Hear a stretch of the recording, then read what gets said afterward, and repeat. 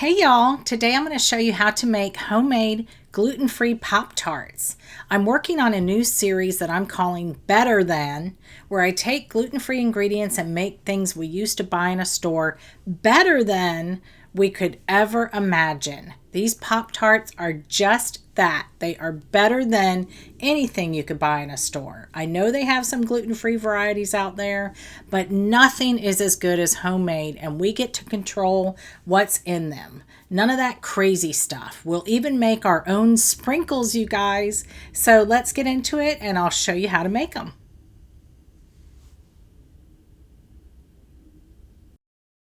All right, we'll start by making the dough, and this is 1¼ cups or 245 grams of my gluten-free all-purpose flour blend, the recipe for which you'll find on my website as always, 2/3 cup or 80 grams of powdered sugar, and 1/4 teaspoon of salt. And I'm putting this all in my food processor. Makes things go quick, but you could also use a large bowl if you don't have a food processor.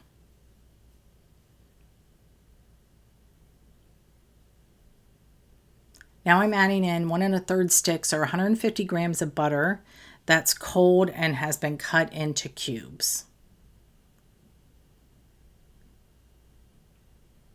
And we'll just pulse this on and off until the butter has been well broken down into very small pieces. This is not like most of the recipes you'll find online for homemade or copycat Pop-Tarts. Pop-Tarts aren't actually like made with flaky pastry. They're more of like a tart crust dough or a cookie almost. It's more of like a short crust instead of a flaky pie crust. Okay, I'm adding in 1 egg white, and I'll just mix this through quickly until it all comes together and kind of rides the blade.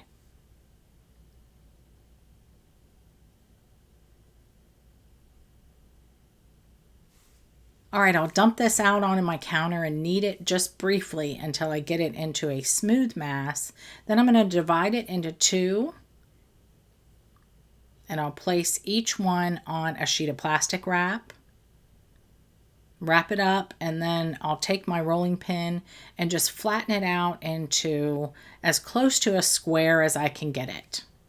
And we'll refrigerate these for 30 minutes to an hour, and we'll come back after that to roll them out. All right, I've got one of my little squares here taken out of the fridge. The other one is still in the fridge where it will stay until I need to roll it out. And I'm just sprinkling on some of my extra gluten-free all-purpose flour blend onto my counter. And I'm going to roll this out into a rectangle that's roughly 8 by 12-ish. And I say ish because it doesn't exactly matter for the time being, because we're going to trim off the excess and they'll look all pretty at the end. And right now you don't need to be so precise. And just add extra flour where you need to. And we're looking actually more precise about the thickness of the dough than we are with that size of the rectangle. So the thickness I'm going for is between 1/4 and 1/8 of an inch thick. So pretty thin is what we're talking, because nothing is worse than getting a Pop-Tart, if you remember, and it was like all dough and no filling. So I like all filling and hardly any dough for mine anyway.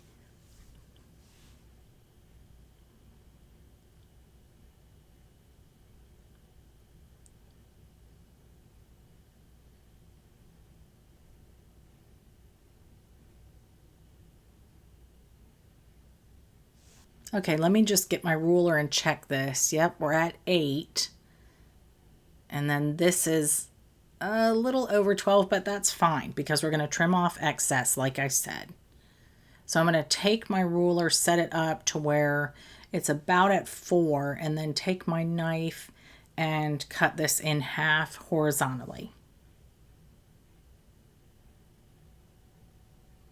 I want them to be about 3 inches wide, so I am using my ruler, but again, you can see that nothing is super straight here because you'll see when we get into it and we trim everything off that it's not a big deal if it's not super straight. I'm just making little marks for every 3 inches or so. And you may have leftover dough that you can re-roll and make more Pop-Tarts with. Now I'll just cut out the individual rectangles. And I'm looking for 6 out of this one. So as you can see, I made 8. 2 of them are a little small. We'll just, like I said, re-roll those scraps. And I've got my baking sheet here that's been lined with parchment. And I'm going to put 6 of these on here, the 3-inch ones. They are very thin, so be careful when you lift them up. If you are working in a really warm kitchen, you can stop and refrigerate this dough if you need to. My kitchen was very warm the day I was doing this. But I just went with it because they're still going to look beautiful and they're going to taste fabulous.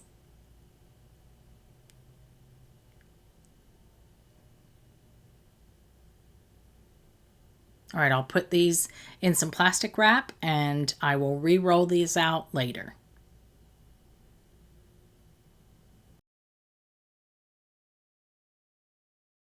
I took my other half of dough out of the fridge, rolled it out, and cut them into the same size rectangles. And I'm going to get them on another parchment lined baking sheet, and we'll get this into the fridge. Now I made this template out of my parchment paper box and it is not precise at all. It was just something to go by so that I could spread or put the filling in the center. I got this idea from Claire Saffitz. I don't know if you've ever seen her stuff, but she used to be on Bon Appetit. Now she has her own YouTube channel, and this is just kind of her idea of making it nice and neat. And I have my brown sugar cinnamon filling here. You will find this recipe within the recipe on my website. It's just simply brown sugar, ground cinnamon, a little bit of my all-purpose gluten-free flour blend, a little kosher salt, and some melted butter. And it's quite thick, and I'm just kind of smushing it in there in between the template and pressing it down lightly. So I'm going to do 3 brown sugar cinnamon and then 3 strawberry. Those were my 2 favorite. I think that's kind of the consensus that they were pretty much everybody's favorite, or at least most everybody's.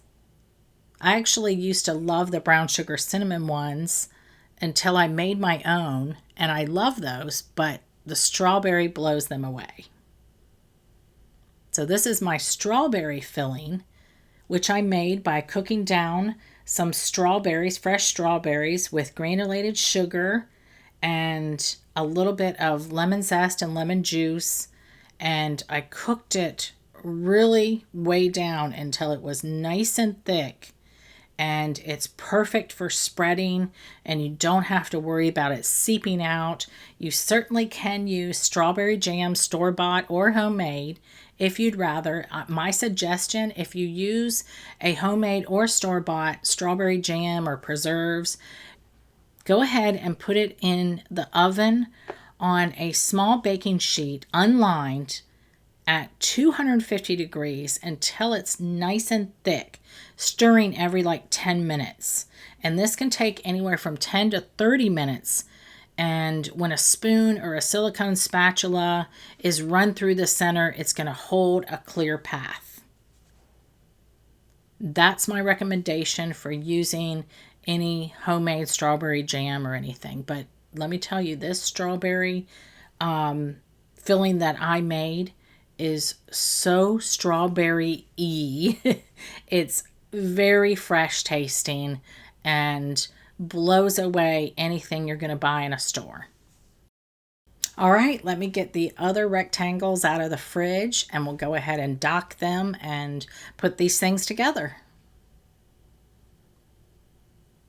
This is so much easier to do when it's chilled, so I definitely wouldn't skip that step. And I'm just taking the blunt end of a wooden skewer and just making holes throughout each one. And I'm not making them in any pattern. I really don't care because these are going to be covered with icing.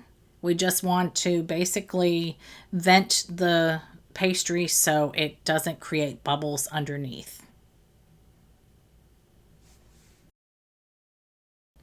All right, let's place these tops on the Pop-Tarts.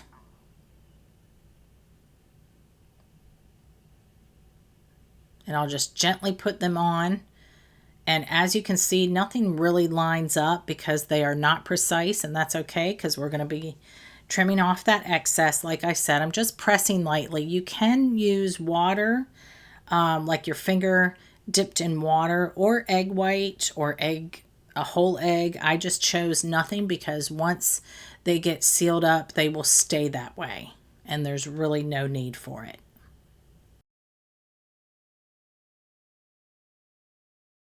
Final step before we bake these, I took that very same skewer that I used to poke the holes with, and I cut it in half, or broke it in half, and I'm just going along the edge of each of these Pop-Tarts and really pressing to create this nice, precise, like indented area, and that's also going to seal these really well. Take a pastry wheel or a pizza cutter or a knife and cut off the excess. And now you can see that we didn't need to be precise because we're cutting all this excess off, and now they look just like perfect Pop-Tarts. Don't throw away these scraps. You can definitely re-roll them out and get more Pop-Tarts than just 6. I'm going to slide these into the freezer for 10 minutes while I preheat my oven to 350 degrees Fahrenheit. Okay, these are nice and solid. And before I put them in the oven, I'm going to actually put another sheet tray on the bottom so that I prevent any browning on the bottom. And we're going to bake these at 350 for 15 minutes until they barely look any different. As you can see, these don't look much different. There might be the ever so slight browning around the edges, but that's exactly what we want. They are fragile at this point. We're just going to let them cool, and I'll go ahead and make some royal icing for the tops. Okay, my royal icing is so simple. It's just 4 cups or 480 grams of powdered sugar, 3 tablespoons of meringue powder, and 5 to 10 tablespoons-ish or 75 to 100 grams of water. And then a dash of vanilla, maybe a quarter to a half a teaspoon. We'll get this in the mixer. I only put about half my water in first. I want to see where it's at. It obviously needs more. So I'll pour in some more. And I'm probably going to end up using this entire amount because I do want something that's a little more loose and runny and not thick. You can make royal icing in all different thicknesses, and I'm going for a more thin version. And we'll just let this go for at least 4 to 5 minutes.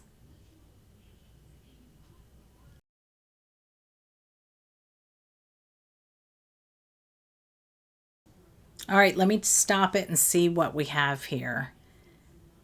For the perfect thickness that I want, it should fall off the tines and kind of disappear back into the bowl. And it is doing that. It's slowly disappearing. I think this is perfect. All right, this amount makes enough to also frost sugar cookies. You'll have plenty of leftover because we're not going to use a whole lot. And this lasts for at least 3 weeks in an airtight container at room temperature.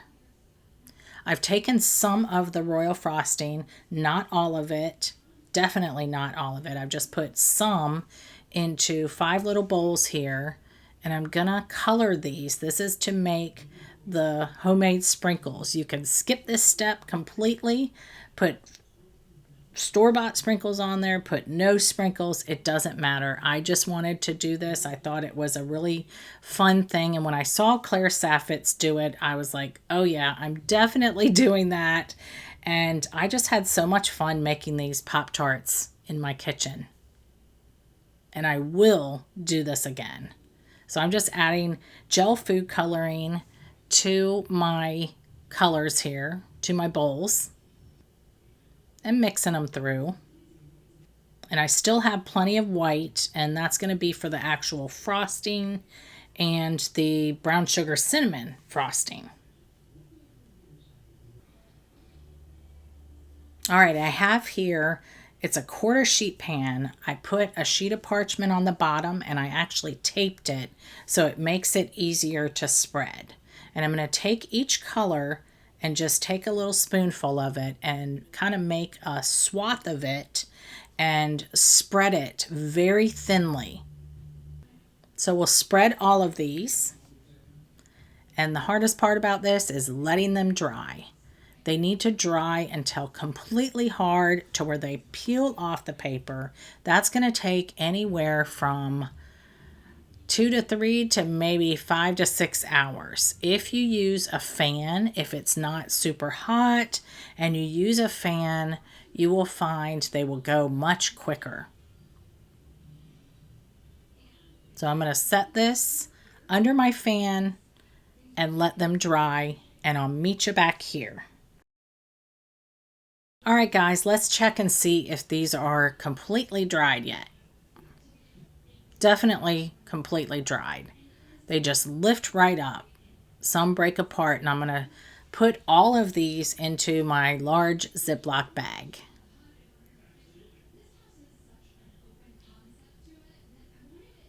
I'll take my rolling pin and just smash them up and roll over them. You want really little bits. This is like how actual Pop-Tart sprinkles are. And I got this wonderful idea again from the brilliant Claire Saffitz, who makes so many things that are just like what we remember. And then sometimes I try to recreate her stuff to be gluten-free. Now in this case, I did not use her dough recipe. She didn't make brown sugar cinnamon, so it's kind of a mashup of several different recipes. But these techniques for sure I got from her. And we'll take it one step further and put it through a fine mesh sieve and get all the like little dust bits out of it, so we're not just sprinkling a bunch of dust on our Pop-Tarts. All right, my Pop-Tarts are completely cooled now. You don't want to do this until they are definitely cooled. And I made another template just because the other one was all gloopy, and I wanted to use a new one so that I can get nice and neat results. So I've got some of the white royal icing left over, plenty of it actually. And it's the perfect consistency here, just enough to spread, not too loose to where it will run off the sides. And I'll start with the strawberry because I don't want the two to mix. And carefully hold that and use an offset spatula to get a nice thin layer. You don't want it too thick.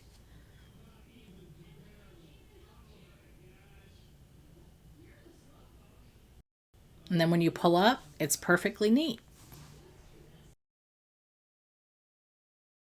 Quickly, while they're still wet, take our sprinkles and sprinkle them over. Look how much they look like true Pop-Tarts, y'all. But wait till you taste them. They are so much better than those store-bought Pop-Tarts. You will not believe it. Do the brown sugar cinnamon, and all I did was added a little brown gel food coloring and a little bit of cinnamon, a couple dashes of cinnamon into a small bowl with the white icing.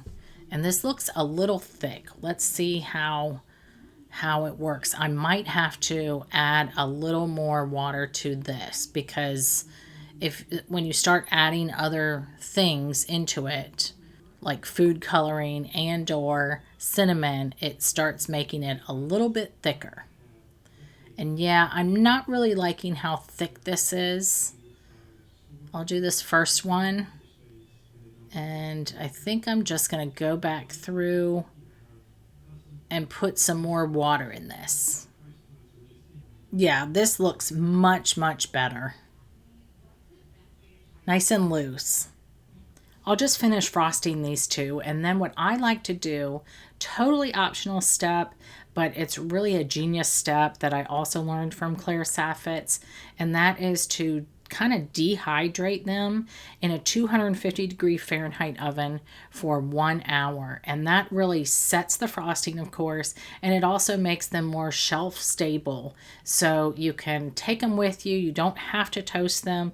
If you toast them, they're not going to, like, the frosting isn't going to run all over the place in your toaster and get all messy, and they will be just like or better than the store-bought ones. Look at how good these look, you guys. They are just incredible, and you are going to be blown away. You really are, by the strawberry forward flavor of this. And it's just simple ingredients, fresh ingredients. They are so delicious, you guys. That cookie-like consistency of the pastry is just like what I remember a Pop-Tart to be, and the filling is better than any Pop-Tart I've ever had. Just look at that filling. Enjoy.